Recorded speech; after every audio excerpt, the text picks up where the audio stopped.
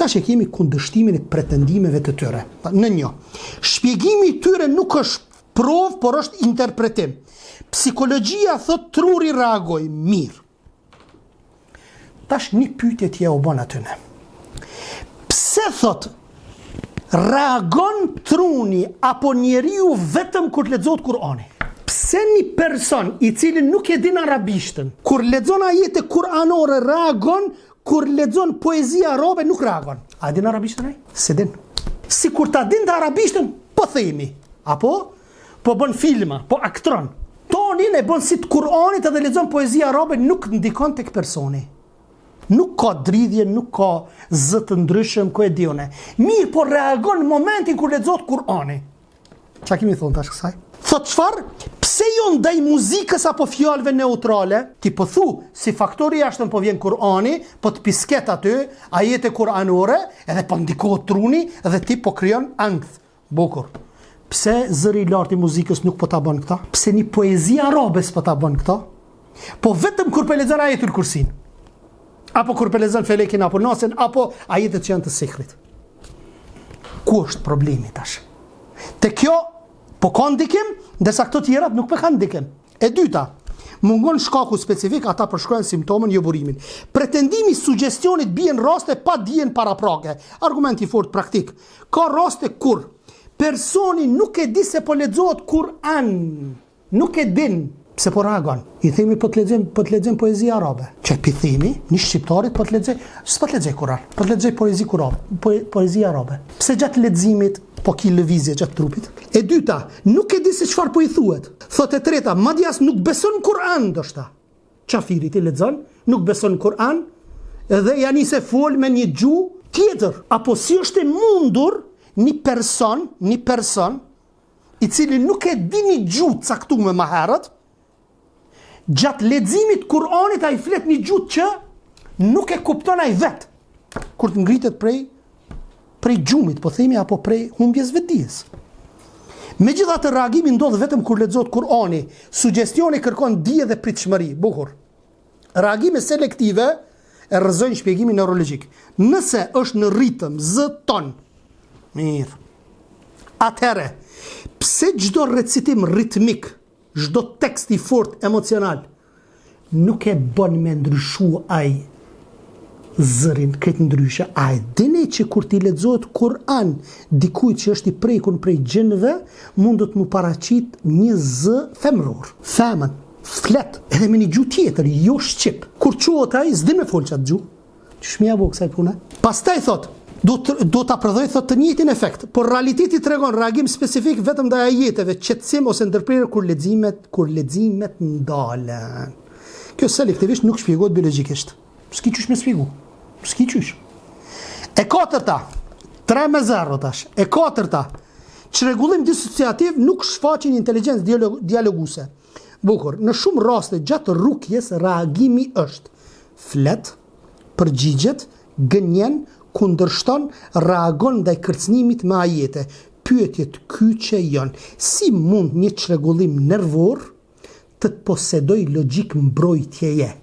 Njeriu i çmendur nuk ka mundësi me pas një logjik të mbrojtjes të fuqishme. E dyta, frikë selektive nga Kur'ani. Pse ndaj Kur'anit friksohet kur ti lexohet, ka frikë dridhje, edhe ndaj të tjerave nuk friksohet. Dhe e treta, urrejtje ndaj ajeteve. Lexoj poezi arabe, nuk të sulmon, ndërsa Kur'an të sulmon. Bukur, smundja nuk ka vetdije, gjini po. E pesta, në ndërgjegja nuk krijon informacion të ri. Vllaznim, psikologji, mësohet diçka apo që është dija, ndërdia, vetdia, këtë këto që janë brenda në kry. Në ndërgjegja nuk krijon informacion të ri. Që i bie? Psikologjia e pranon. Në ndërgjegja nuk shpik gjuhë të panjohura. S'mundet me shpik. Kjo është jashtë natyrës njeriut. A mundet një njeri që kur se ka një gjuhë caktume, kur, se këta thojnë në ndërgjegja ja bën, për shkak të faktorit jashtëm. Bukur. Si ma shpjegon ti mu që vetë psikologjia e pranon që nuk ka mundësi në ndërgjegja mrena që ti e ki marë, po se ki nuk e ki vrejt, me një aspekt edhe e ki vjedh informacionin. Kur se ki një atë gjuhë? Kur heq njëtën tonë dhe s'ki fol një fjallë të asaj gjuhë? Në momentin kur ti lexohet Kur'an, a i flet me një gjuhë që vetë se din. Kur qohet pi gjumit, pi angthit, thot jo, ti ki foli thush, arabisht ki foli. Ki foli italisht, gjermanisht, vallaj s'di thot. Nuk di thot. Psikologjia këto nuk e pranon. Vetë psikologët thonë që s'ka mundësi në ndërgjegja me shpik një gjuhë të re. Paraprakisht pa e pas, dhe më thonë, të njohur. E dyta, thot, nuk jep informacion për gjëra që personi si ka ditur. Prap, se këta po thonë që faktori jashtëm ndikon që me folaj. Po jo, psikologjia prap thot që nuk ka mundësi nëse një informacion se ka pas, paraprakisht nuk ka mundësi ky me fol ato. Se se den, çështja tjetër. Thot, për gjatë rrugës çka ndodhin të folura në gjuhë të panjohura. Thot, përmendje ngjarjes të fshehta. Dhe e treta, reagim ndaj ajeteve pa i njohur kuptimet. Ai po fol për xhehenem, për zjarr, ti se merr vesh hiç, a reagon. Pse reagon? Se gjini reagon. Se gjini pa e din gjuhën e Kur'anit. Për ata që edhe reagon. Dërsa ti nuk e din se çfarë po ndodh me ty. Ka pas raste për shembull, kur në Sheikhul Islam Ibn Taymiyes e kanë godit, aq shumë e kanë godit, sa që pasi u shqu, nuk ka një kurrë. S'ka di çka po ndodh. Masi që u shqu prej domethënë kur i ka ardhur vedia. Pastaj thot, kjo i te i kalon kapacitetin e ndërgjegjes. Argumenti metodologjik është mohimi, nuk është provë. Psikiatria thot, ne nuk e pranojmë metafizikën. Metafizika e çdo gjëra që na po e trajtojmë çështjet e gjinëve me lajke, apo sa ata thonë duhet me prek. Për me prek, nëse se preki unë gjinin apo ato këto gjëra që i bie, s'ka dhe zot. Ç'është i bjerë kjo punë. Kjo është parakusht filozofik, jo fakt shkencor. Edhe me shkencë na i kundërshtojmë këta.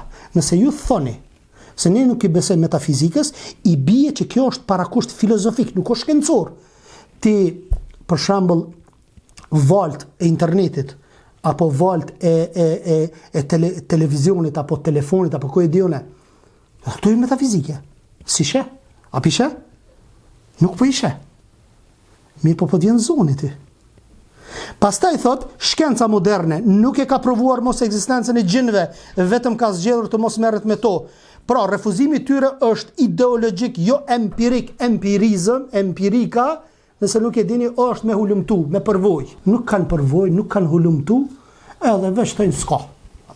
S'ka, edhe, unë jam shkencëtar, u smirna me këto budalliqet e juve, me një aspekt, ja majnë vetit lartë, kisha, Dhe thot standardi dyfisht në shkencë, thot shkenca pranon energji të padukshme, grimca të padetektuara drejt për drejt, valë që nuk shihen. Pse pra?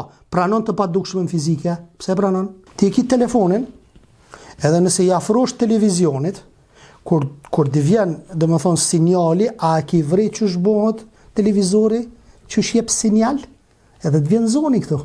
A realisht nuk po e sheti, ti po e shevet subjekt. Vala, para meno subhanallah, telefoni, kërkun hit s'kas, telesel, apet tel kur ka pas për para, u konë pak ma e imaginushme, ama ta është pa tel, o vloje, pa tel. Mi satelit ta ka qita atje në nalt, edhe prej satelitit pi merë val. Qështë po vjen a i zoni, o vlo? A s'dëbën me menu paka? Metafizik? Dhe ne kemi kuronë në synetit që na kalzojnë detaje, subhanallah. Një rast nuk është provë, thotë. Dhe më thonë, nëse një rast bëhet, mundesh mos me marrë të mirë qenë, se thot njerë ka ndodhë dhe nuk thush që është e sakta, po. Mirë, po thot, por mira rastet njëjta kryojnë model. Meri, shkoni në për seancat e rukjes, disa persona keni mi vrejt. Keni mi vrejt. Se kur ti lexohet Kur'an, nëse ka gjin, keni mi vrejt reagimet e personit. Edhe nëse shumë raste ndodh kjo, ajo do të mirët model edhe fakt, edhe dëshmi që ekzistojnë. Thot, rukja ndodh në çdo vend, në çdo kulturë muslimane, me të njëjtin skenar, kjo është provë induktive, jo rastësi për mbledhje shkurtër për debat është kur ti kundërshtosh mjafton të thuash. Ju po jep një interpretim psikologjik, jo një shpjegim shkakor përfundimtar, teoria juaj dështon në selektivitet, në rast pas suggestion në inteligjencën e reagimit dhe në përsëritjen globale të fenomenit. Kjo ishte sa i përket psikologëve dhe psikiatrëve të cilët e mohojnë ekzistencën e gjinëve apo metafizikën.